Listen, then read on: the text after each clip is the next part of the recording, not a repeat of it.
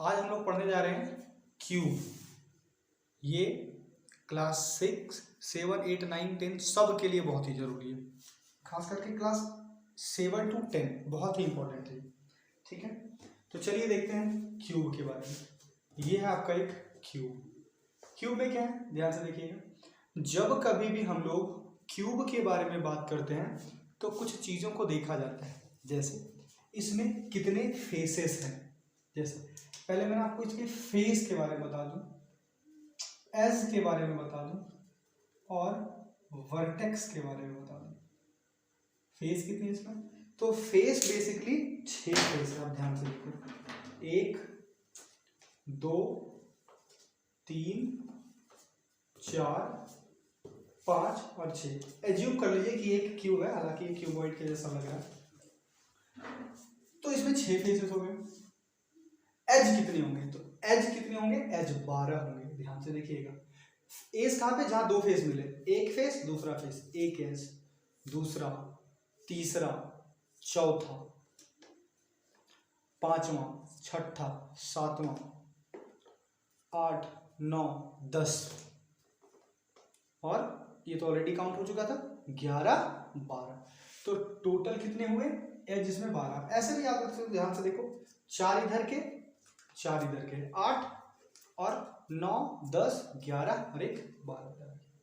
Vertex कितने होंगे, तो जहां पे तीनों एज मिले, 3 एज जहां मिले वहीं वर्टेक्स बनता है। जैसे ध्यान से देखो, एक एज, दूसरा एज, तीसरा एज, 1, 2, 3, 4, 5, 6, 7, 8।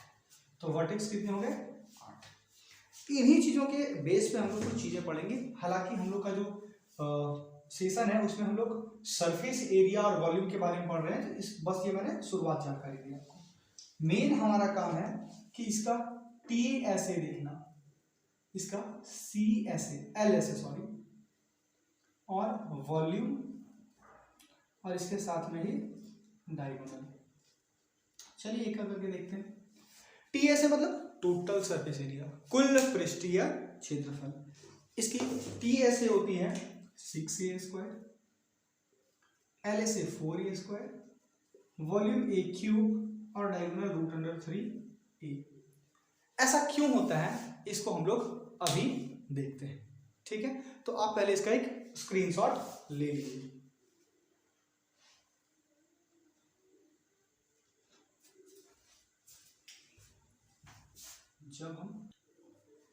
अभी हम लोग देखते हैं कि आखिरकार क्यूब का टोटल सरफेस एरिया 6a² होता क्यों है और इसका LSA 4a² क्यों है।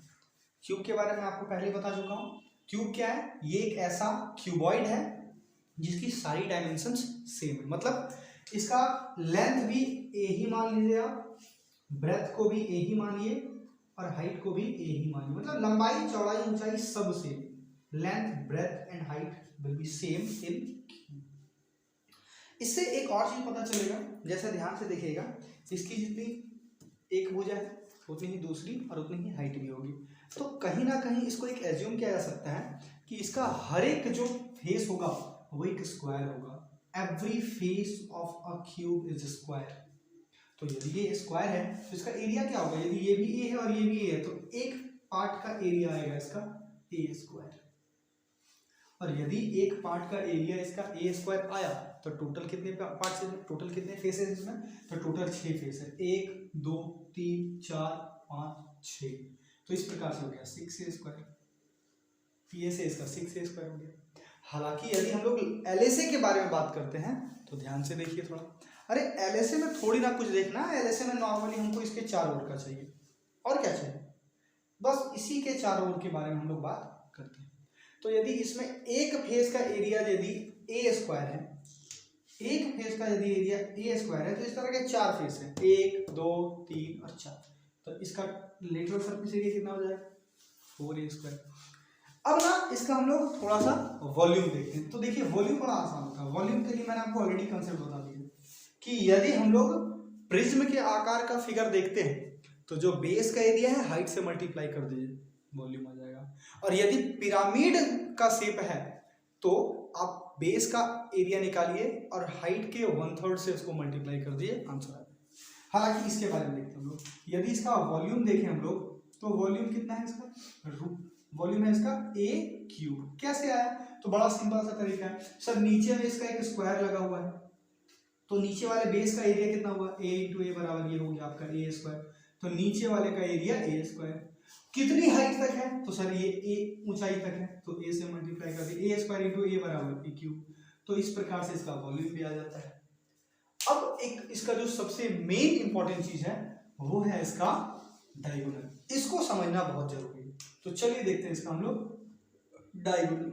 डायगोनल क्या होता है इसका, तो डायगोनल बराबर होता है √3। आया कहां से, √3 होता तो है बट ये आया कहां से, डायगोनल मतलब समझ क्या है। आप यदि याद करो घनाभ वाले में मैंने आपको एग्जांपल दिया था कि जिस कमरे में है आप उसके दो अपोजिट कॉर्नर्स को देखिए। जैसे इसका दो अपोजिट कॉर्नर क्या होगा, यदि मैं इस कॉर्नर की बात करता हूं इधर से, तो सेकंड वाले में मुझे कौन सा कॉर्नर देखना होगा, इधर वाला। मतलब यदि मैंने इधर लिया है तो इधर में ये लेना होगा। इसको यदि मैं फिगर के थ्रू दिखाना चाहूँ तो यदि मैंने इस वाले कॉर्नर को लिया है तो मुझे इसके साथ में कौन वाले कॉर्नर को देखना पड़ेगा, ये वाला कॉर्नर देखना पड़ेगा। तो अब ध्यान से देखोगे ये फिर से एक राइट एंगल बना रहा है। कैसे राइट एंगल बना रहा है, बोले सर सबसे पहले ना ये जो हम जा रहे हैं तो मुझे यदि इस वाले में देखना है, इस कॉर्नर से इस कॉर्नर, तो एक लाइन यदि क्रॉस करेगा तो ये 13, इसको ऐसे करके काटते हुए जाएगा, ऐसे जाएगा और फिर डाउन लेगा, तो नीचे में भी तो एक विकर्ण बनेगा, नीचे में भी तो एक डायगोनल बनेगा। तो सबसे पहले ना मुझे यदि इस वाले पार्ट का पता चल जाए तो ऊपर में अपने आप बना लूंगा। तो ध्यान से बेस में, जो बेस में ये चीज काट रहा है इसको ध्यान से देखते हैं। ये जो काट रहा है ये इसकी स्क्वायर, तो डेफिनेटली एक राइट एंगल ट्रायंगल को ही डबल किया गया है, नॉर्मली कह सकते हैं। यदि ये भी ए है और ये भी ए है तो पाइथागोरस थ्योरम से क्या होगा, पाइथागोरस थ्योरम कहता है कि डायगोनल जो होता है या जो h होगा हाइपोटेन्यूस होगा, ये p square plus b square के बराबर होगा। मतलब a स्क्वायर प्लस एक और a स्क्वायर बराबर हो गया 2a स्क्वायर। स्क्वायर से रूट कट जाएगा तो √2 तो रह ही जाएगा लेकिन a बच जाएगा। तो यहां से पता चला कि इस वाले पार्ट की जो वैल्यू है वो √2a है। लेकिन मुझे ये नहीं चाहिए, मुझे क्या चाहिए, इसके ऊपर में भी तो जो 90 डिग्री का जो डायगोनल आ रहा है इसके ऊपर में ही तो आ रहा है, ये ना कंप्लीट देखना है मुझे, और इसकी वैल्यू a है। तो टोटल क्या हो जाएगा, ध्यान से देखिए, यदि मुझे डायगोनल चाहिए तो डायगोनल को बेसिकली हम लोग क्या लिखेंगे, √p²। इस वाले त्रिभुज पे ध्यान से देखेंगे हम लोग, इस वाले त्रिभुज में तो ये है √2a और ये है a, मुझे इसकी वैल्यू चाहिए। तो ये क्या होगा, p² प्लस b²। p² मतलब a का स्क्वायर प्लस b² मतलब √2a का स्क्वायर। स्क्वायर से ध्यान से देखेंगे हम लोग कि a² का a² आ गया, प्लस यदि हम लोग √2 का स्क्वायर करते तो 2 आएगा और a का स्क्वायर 1 आएगा। 2 गधा एक और गधा, टोटल कितना, 3 गधा, 3a²। √3 का तो √3 ला जाएगा लेकिन a² से रूट काट करके a को बाहर कर देगा और ये यूनिट में आएगा। तो इस प्रकार से हम लोग इसका डायगोनल ध्यान देंगे। एक चीज ध्यान में देखनी पड़ती है हम लोगों को हमेशा, और वो क्या चीजें होती है कि सर जब कभी भी हम लोग किसी भी फिगर में, चाहे वो 2D और 3D हो, सिर्फ लेंथ की बात करते हैं तो वो सिर्फ यूनिट में होता है। यूनिट कैन बी इधर मीटर, सेंटीमीटर, डेसीमीटर, मिलीमीटर, कुछ भी हो सकता है, बट सिर्फ वो यूनिट में रहेगा। But if it turns about area, यदि हम लोग क्षेत्रफल की बात करते हैं तो उस यूनिट का स्क्वायर हो जाता है। जैसे एरिया ऑफ अ ट्राइंगल कुछ भी होता था तो सेंटीमीटर स्क्वायर, मीटर स्क्वायर, और जब हम वॉल्यूम की बात करते हैं तो वही क्यूब हो जाता है। ठीक है, तो ये रहा आपका टोटल क्यूब का कॉन्सेप्ट जो मैंने आपको बता दिया। अब नेक्स्ट वीडियो में हम लोग देखेंगे सिलेंडर फिर को। धन्यवाद।